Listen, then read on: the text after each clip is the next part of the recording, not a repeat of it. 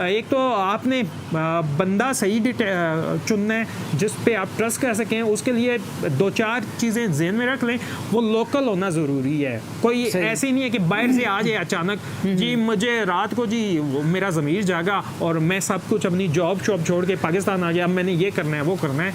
तो बेशक उनके साथ रहें, उन्हें फॉलो करें, लेकिन आंखें खोल के रखना है यहाँ पाकिस्तानियों की। आप इस बड़े सगीर पाको हिंद में मसला ये है, ये शख्सियत परस्ती जब मुसलमान नहीं थे तो हिंदुइज्म में थे तो बुतों की परस्तिश करते थे। अब अगर इनकी नस्लें आगे मुसलमानों में कन्वर्ट हुई हैं और आई हैं, इधर वो जीन्स में लेकर आए हुए हैं कि कोई ज़रा एक दो खूबी सिर्फ एक दो दिखी, हज़ारों और चीज़ों को छोड़ के एकदम यानी कि सजदा कर दिया उसको, एक जिंदा बंदे को कैसे फ़ैन बन के या जो भी करके उसको किल्टिज्म कहते हैं जी। तो उसके बाद ना दिमाग में एक लग जाता है, एक पर्दा आ जाता है, फिर आप उसको जज नहीं करते। जब आप नॉन जजमेंटल हो जाते हो तो उसके बाद नुकसान आप ही का होता है, क्योंकि उसके बाद ही अगली स्टेज शुरू होती है। वो आस्ता करके डाटा कलेक्ट कर रहा है, आस्ता करके देख रहा है, आस्ता करके माइंड मैनिपुलेशन भी कर रहा होता है।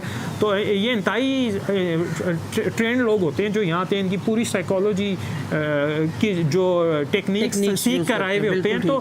तो ये चीज़ देखनी है आपसे। जो बंदा डाटा मांगे, बेसिक डाटा ये आपका नाम, बस इतना काफ़ी, नाम और फ़ोन नंबर।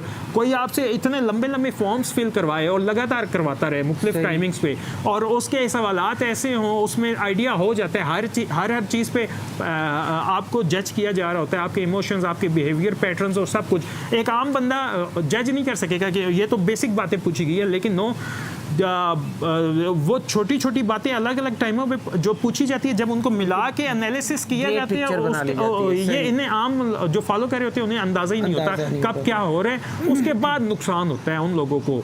तो पिछले 100 सालों में आप देख लें, कोई एक भी तहरीक कामयाब नहीं हो सकती।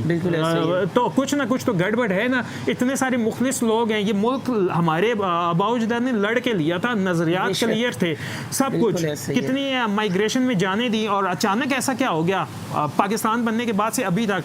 तो बिल्कुल ही अब आप देखें जो मजहबी जमातें मेन स्ट्रीम है उन्होंने भी कंप्रोमाइज़ किए हुए, वो एक मखसूस लाइन लेकर चल रही हैं। या अगर कोई उस पार्टी के अंदर जो शीला होता है या जो हक बात करने वाला, उसको तरीके से एक तंजीमी डिसिप्लिन ऐसा होता है, उसको खुदे लाइन लगाना जिसे कहते हैं, कर दिया जाता है। कुछ तो हो रहा है ना। ये जो हमने स्टैब्लिश कर लिए हैं कि मज़हब के लिए ये ABCD यही सिर्फ हमारे पास चॉइसेस है, इनमें से चुन लिया जाए, और इनका जो नज़म है और जो पॉलिटिकल एंगल, पॉलिटिकली हमारी ये पोजीशन होनी चाहिए, रिलीजियसली ये होनी चाहिए, उनको जज करें। उन सब के अंदर ना छेड़छाड़ हुई हुई है।